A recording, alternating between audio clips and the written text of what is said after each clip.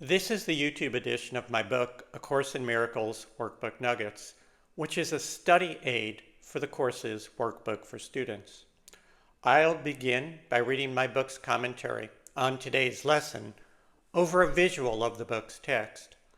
I'll then return with some further thoughts on the lesson, which are only included in this YouTube edition of my book.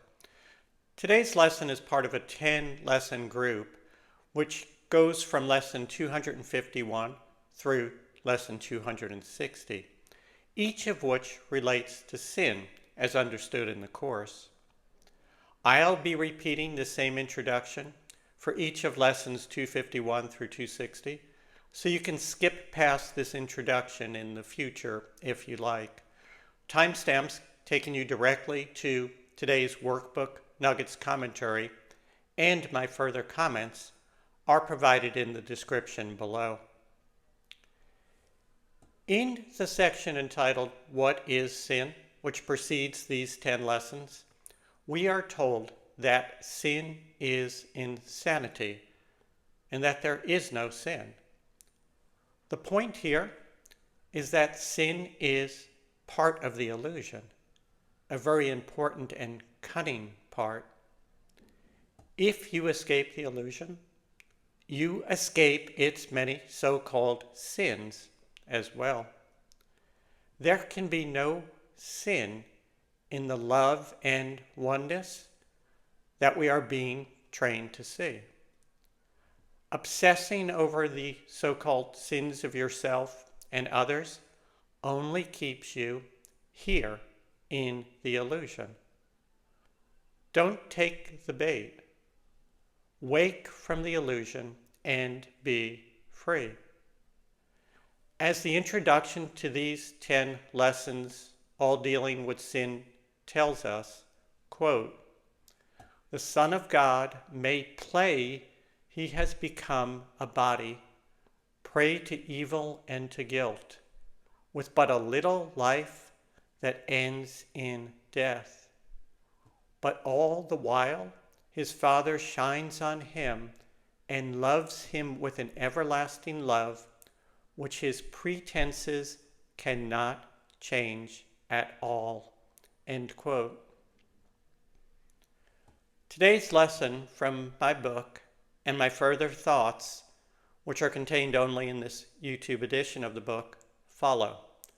A link to the book on Amazon.com is provided below. Lesson number 256, September 13. God is the only goal I have today. God is our only goal. The only way to reach him is by seeing the world differently, by forgiving. If all you do today is to realize that there may be another way to interpret your day in each person and event in it, you have made a giant step. The title of today's lesson is God is the only goal I have today. And the lesson tells us that, quote, forgiveness is the means by which our minds return to him at last, end quote. Recall that forgiveness is looking beyond the surface to the sinless child of God in everyone you see. Everyone, even that person who in your eyes is doing that horrible thing, or that person you just can't stand. As the lesson hints at, we actually secretly enjoy seeing these defects in others. The Course calls this the attraction of guilt and the attraction of sin. Our hatred and righteous indignation can be delicious.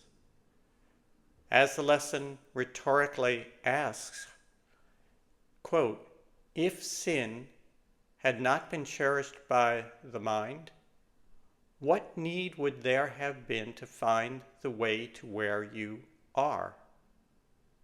End quote. In other words, if you don't somehow like it, why are you so obsessing? You must be getting something out of it, or you wouldn't be doing it. Does it feel that good to be, quotes, right? Is it worth the mental anguish of your anger? Only one thing is certain. It keeps you focused on and thus trapped in the illusion. As the lesson tells us, make God your only goal today, not your views on how other people and the world should be.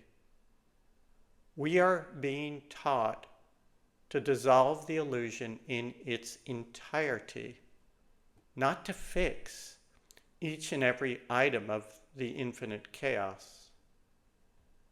And the Course's way to do that is forgiveness. Seeing past the surface illusion to the bright white light of the one self in everyone you see.